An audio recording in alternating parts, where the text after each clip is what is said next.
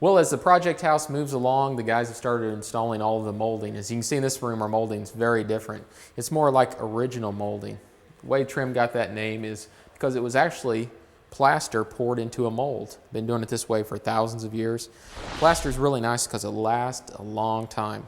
Mainly use the material to bring two different surfaces together and cover up any cracks that might be there to keep out the wind. Later, it just became more of a decorative thing that people do to houses, and builders use it a lot to hide your joints where your drywall comes together. You got your ceiling hitting your walls, or maybe at the base down there, you don't want that rough look, so they put on molding.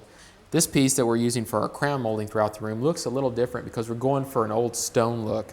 So the mold actually had little pieces of styrofoam in it to form these little pits. When you pour the plaster into the mold, then you take the mold off, we've got this rough, original rock look to it.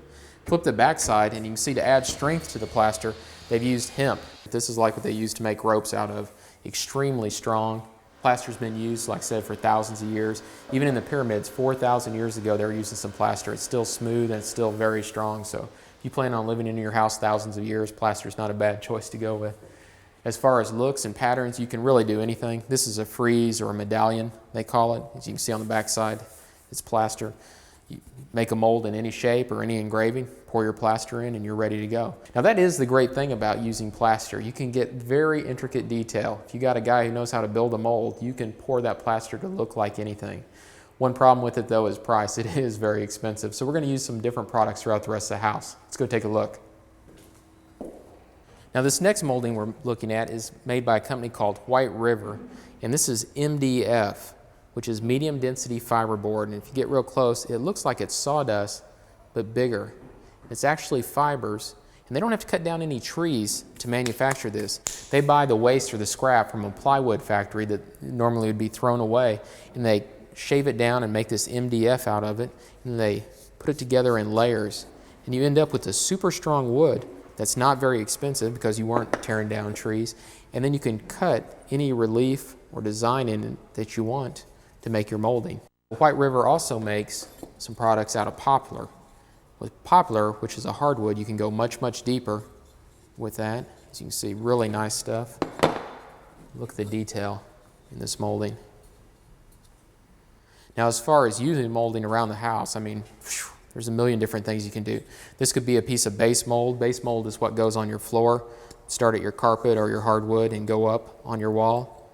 As you can see, it's got a flat bottom there. You can use it for crown molding.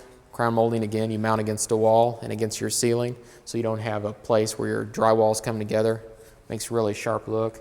You can use it for casements if you'd like to go around any of the doors or the windows in your house. That molding is called casement. Here we have something that could be used as a chair rail.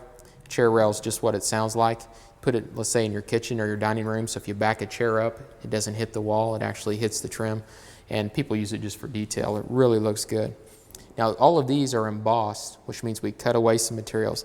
This next one is the opposite of that. This is an overlay. Here we have a piece of poplar. If you look, it almost looks like wood putty, but it's not. It's a resin mixed with fiber. And look at the detail in this relief. They've got it there. And we can paint or stain this to achieve any look that we're after.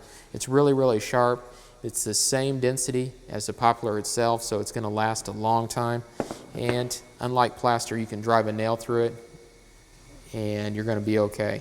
After you stain it, you just come in and put a little bit of wood putty. It's going to look great. It's not going to crack like a piece of plaster would. Price-wise, the MDF, of course, would be the most affordable, then poplar next, then poplar with the overlay would be your next one on the list. Now, when you're building a new house or remodeling your existing house, don't feel like you need just ordinary trim. You can do anything that you want, and it's not that expensive. You can go with MDF, which is very affordable. You can get it embossed. You can paint it any color that you like. If you need to go ahead and stain your trim, go with the poplar material, and again, you can get it embossed. You can do your overlays on top of poplar if price is not a problem. And it's really not that expensive, and you can have a really detailed, intricate look in the formal rooms of your house. And if you really want something different, go with the plaster. It may seem like a big investment now, but you're going to live with it for a lifetime. Well, our project home is moving quite quickly now. The guys are putting in the trim and installing all of our doors. When it comes to doors, you have a lot of selections. You can work with your checkbook and go by price, or you can go by design and some other benefits. This is the most common door that you see in most homes, and guess why? Because it's inexpensive. This is what builders like. This is a hollow core door. It runs about $20 or $30 per door, so as you can see, pretty inexpensive. When I say hollow core, this is why. There's nothing in the middle. It's actually just two panels of pressed material put together. As you can see, there's a little bit of flex there. You can kick through the door or put your fist through the door. I hope you don't ever get that upset, but it is possible.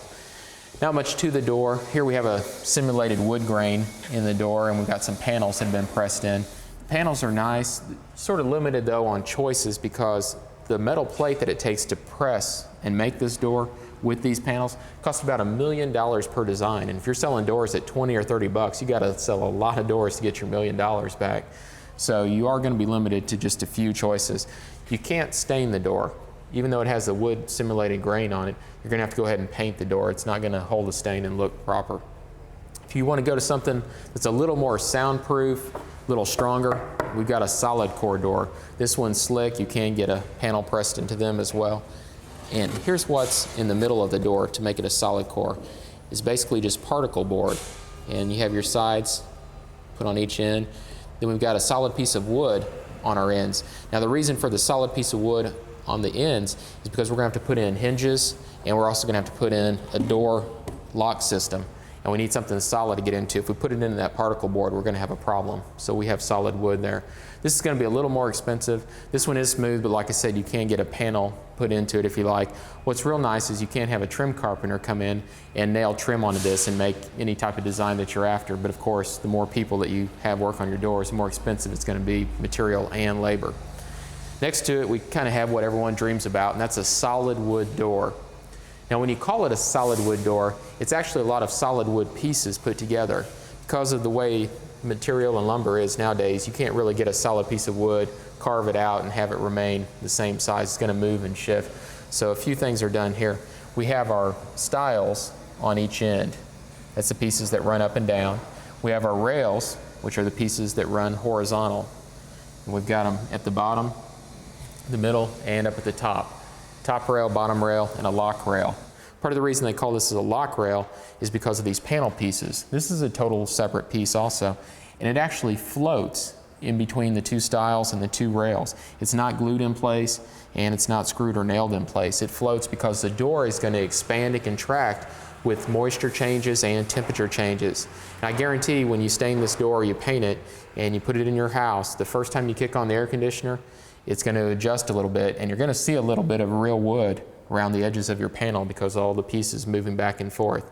But it is a good solid door. Our solid core door or our solid wood door is going to knock out a lot of noise. So if you have noisy kids, you might want this at least on their door, or if you have a media room, put a solid door on it.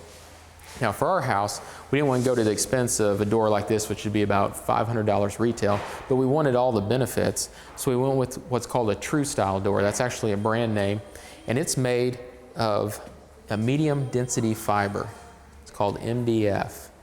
You can see it's like wood shavings, but if they put it together in layers, you get a solid piece. And here we have a panel, and we have a stile, and you just slide it in like so, or rail and stile. So it looks just like a solid wood door, very, very strong, very quiet, but we don't have as much expense. Plus, it's more rigid, more stable. When we paint this, we're not going to have the painters come back in after the air conditioners run because we're not going to see a lot of expansion around here. But they are separate panels. We do have our stiles. The top and bottom we have a rail. Here we have something a little different. We went to the expense of getting the circular design in this one. And you're basically unlimited on designs because they're not pressing them in there like they are on the original ones. They can make anything that you want. Here we have more of a traditional look. But again, we have our stiles, our bottom rail, our lock rail, and our top rail with just a different panel pattern. If you go with the MDF door, make sure that it does have the solid wood on the edge of both stiles for your lock set and for your hinges. If you just screw into the MDF, it's going to end up tearing up in a short amount of time. When you're choosing your doors with the MDF doors or with the solid wood doors, you can have a lot more architectural detail around your edges that you just can't get with the pressed door. Now the solid wood doors are something you might use wherever you're really going to go heavy with stains, maybe in a study or in formal rooms. If you're going to go with painted doors, I highly recommend something like True Style. And the great thing about the MDF material is they didn't have to cut down any trees. This is all waste material that they get from plywood factories, and they grind it up to actually manufacture your door. So you're saving the environment by going with doors like this. And how many doors are in your house? I bet you can't guess. Go around and count it up. Our project house has 35 doors. So if we can save a little money per door and still have those great looks, it's well worth the investment.